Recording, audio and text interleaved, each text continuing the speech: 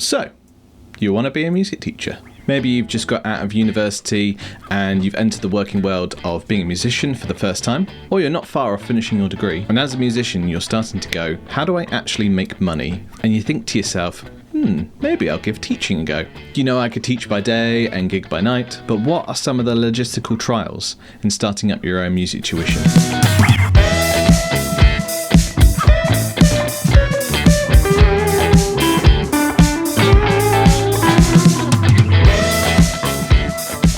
Hello, my name's Adam.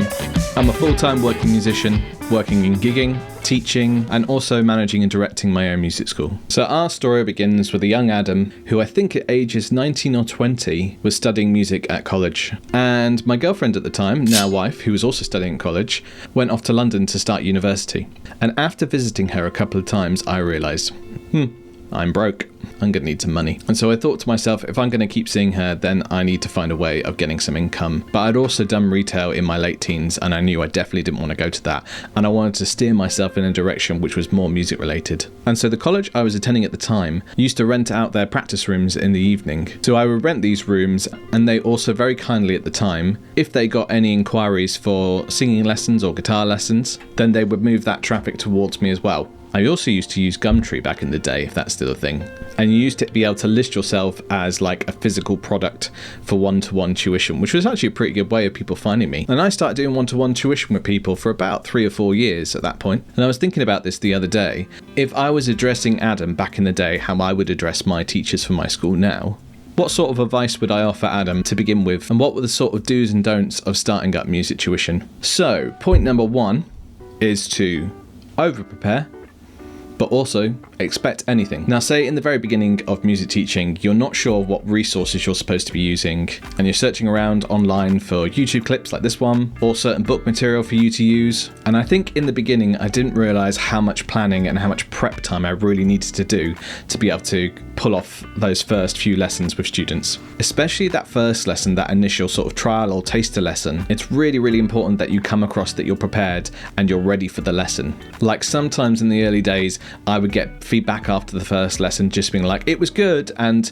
they had fun, but it just didn't seem like there was a set idea of what myself or my child was supposed to get out of this first lesson. I would say if you're an absolute fresh out the box teacher, I would say for every hour of teaching you are doing, you need to be prepping an hour as well. And that might seem like a lot, but really it will pay off, because if you plan material, you can always use it another time or the next week. You will always end up using that material down the road. And whilst you've got the time and capacity at this point to put the energy into it, I would do it now. Having said all that, sometimes people rock up to a lesson, and a lot of the time I don't really know who's coming through the door and what their ability or skill level is. And there is just an element of being able to adapt and work in the moment with where they progress to and how you think you can progress their skill level further. And I think in the early days, maybe like in the first year or so, if someone came into the lesson and they said, oh, do you know this song? And I felt almost like ashamed that I should know this particular song or this particular tune, as if as a musician, I should just know every song on the planet. And I'd be like, yeah, I know this song. But actually, it's absolutely fine if someone comes into a lesson and says, so I've been learning this, and you go, I've got no idea what that is.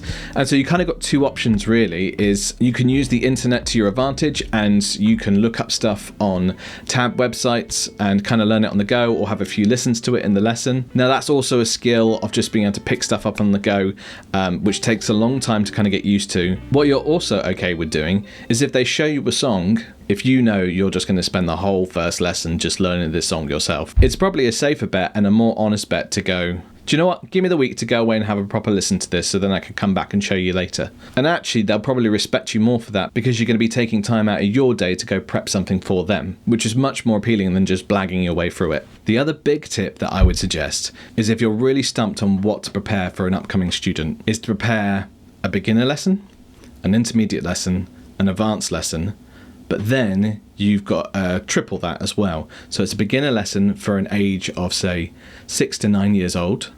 It's a beginner lesson from 9 to 12 years old. And then it's a beginner lesson from 12, 13, 14 to adulthood. and then you do that again for intermediate, and then you do that again for advanced. And I believe that will cover most of your basis for those first couple of lessons. I hope you find those little tips really useful in starting out with a few students, and as you're getting to know their needs. If you like this video, feel free to like and subscribe for more content like this to come on the channel. If you also have your own questions about starting up your own music tuition, then feel free to drop a comment below.